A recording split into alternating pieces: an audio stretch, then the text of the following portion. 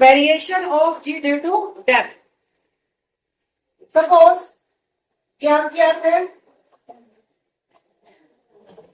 Mass m radius equal to capital R। यहाँ ए point पर कोई बॉडी है, इस बॉडी आपकी सरफेस ऑफ अर्थ पर है, इस बॉडी को डेप्थ डी में लेके जाते हैं, ये डेप्थ डी है। तो डेप्थ डी के लिए बॉडी के लिए जो इन्फ्लुएंस ऑफ अर्थ होगा उसकी रेडियस क्या होगी, r माइनस डी। ये आपका बी पॉइंट हो गया। तो हम फाइंड करेंगे value of g at two different point. तो first value of g at point A, that is GM by R square. यहाँ पर कैपिटल एम क्या है, मास ऑफ द अर्थ। मास क्या होती है, density into volume, and volume of the earth is 4/3 pi r cube, because earth is supposed to be a spherical body। फिर हमारे पास आ गई स्मॉल g की value at point A. Similarly इसको हम फर्दर सॉल्व कर सकते हैं भी, और 4/3 रो g पाई r। से equation first, value of g at point A. Now we calculate value of g at point B। तो B पॉइंट पर आपका कितना हो गया, R minus D। And mass of what change bye, क्योंकि point B पर हम सिर्फ इतने अर्थ को लेके चल रहे हैं, तो इसका मास चेंज होगा जो आपकी कंप्लीट अर्थ का था। तो इतने अर्थ के लिए रेडियस हो गया R माइनस, जो मास हो गया M dash.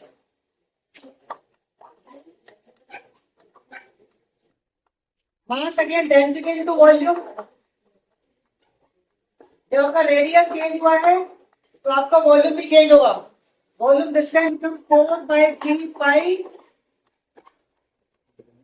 r minus D cube. क्योंकि छोटी वाली अर्थ का रेडियस क्या है, r माइनस डी है।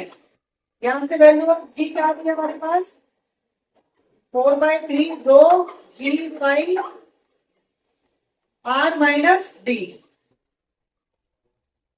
So we have the value of g at point A and at point B। दोनों को डिवाइड करते हैं,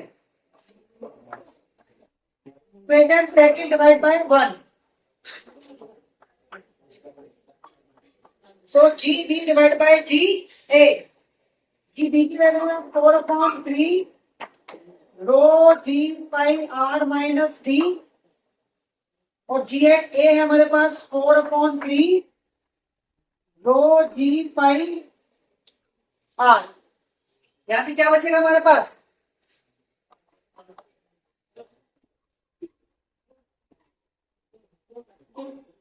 are minus D divide by R. This we can write g b equal to 1 minus D upon R into g. So this would be the relation between gravity at two different points, at point A and at point B। अब यहाँ पर जो 1 minus D upon are है, this is less than 1। भाई are में से कुछ minus करके आप आर से डिवाइड कर रहे हो, तो this value less than 1। Less than 1 है, ये लेस देन 1 है, तो कौन ग्रेटर हो गया, जी ए।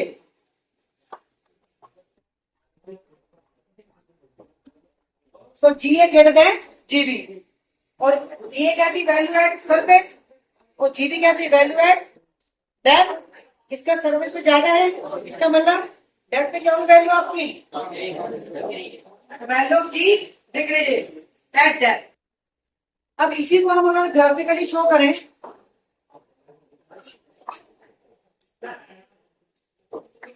जी और आर में ग्राफ प्लॉट करते हैं, तो ड्यू टू एल्टीट्यूड, जैसे हम सरफेस से ऊपर जाते हैं, ड्यू टू एल्टीट्यूड सरफेस से ऊपर जाने पे जी की वैल्यू क्या होती है, डिक्रीज होती है।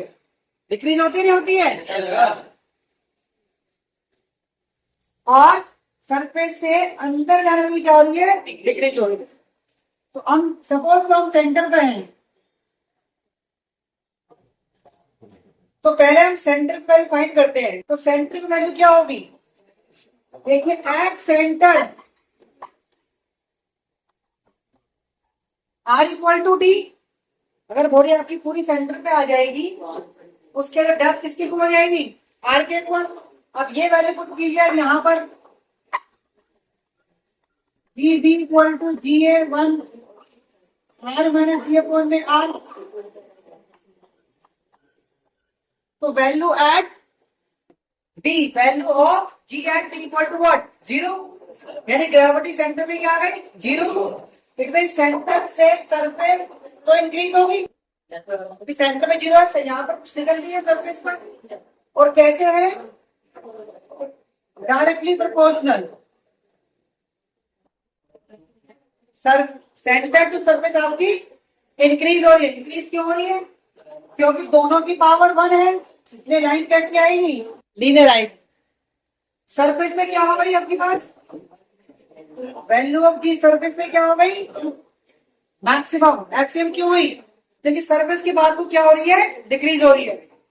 तो सरफेस के बाद जैसे आपका डिस्टेंस बढ़ेगा, आपका आर, आपका जी डिक्रीज होगा। डिक्रीज क्यों होगा, क्योंकि आपका आर बढ़ रहा है। और किस फैक्टर डिक्रीज होगा, आर स्क्वायर फैक्टर से। G is inversely proportional to R square.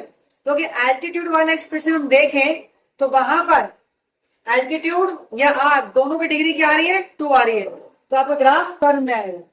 तो सेंटर टू सरफेस जी की वैल्यू क्या होगी, इंक्रीज होगी, सरफेस हो जाएगी मैक्सिमम। और जैसे सरफेस के बियॉन्ड जाएंगे, यानी हम किसी एल्टीट्यूड में जाएंगे, तो जी की वैल्यू आपकी डिक्रीज होगी। तो this is the combined graph for variation of g due to altitude and due to depth. Clear.